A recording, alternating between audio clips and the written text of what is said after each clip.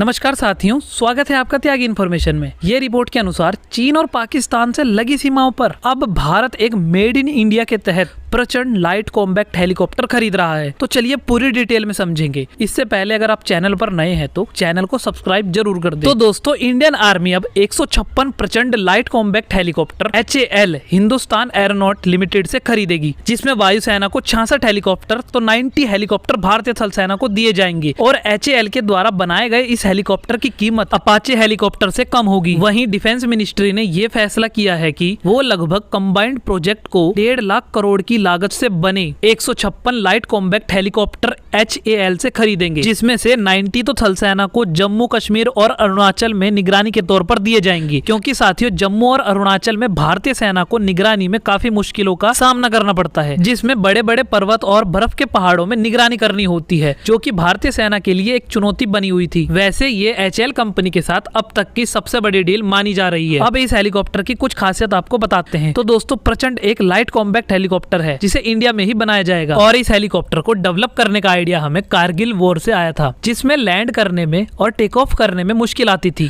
फिर 2004 में HAL ने इस पर काम करना शुरू कर दिया और इसकी पहली उड़ान 2010 में सफल हुई। फिर 2017 में ये बनना स्टार्ट हुआ और 2022 में ऐसे 7 हेलीकॉप्टर बना लिए गए। ये हेलीकॉप्टर में सियाचिन जैसे इलाकों में भी उड़ान भर सकता है। फिर चाहे रेगिस्तान की गर्मी हो या फिर सियाचिन की ठंड, ये कहीं भी फ्लाई कर सकता है। ये हेलीकॉप्टर रात में भी फ्लाई कर सकता है और ये बिना रडार में आए हमला भी कर सकता है। ये 5800 किलोग्राम के साथ गोला बारूद लेकर उड़ भी सकता है। इसकी maximum speed 268 kilometre per hour की है और इसकी रेंज 550 किलोमीटर तक की है, जो कि ये हथियारों के साथ है। इसमें एक 20 मिलीमीटर की कैनन भी लगी हुई है और ये अपने साथ रॉकेट, मिसाइल और बॉम्ब कैरी भी कर सकता है। रॉकेट में ये लेजर गाइडेड रॉकेट, मिसाइल में ये एयर टू एयर मिसाइल और एंटी टैंक गाइडेड मिसाइल भी लॉन्च कर सकता है।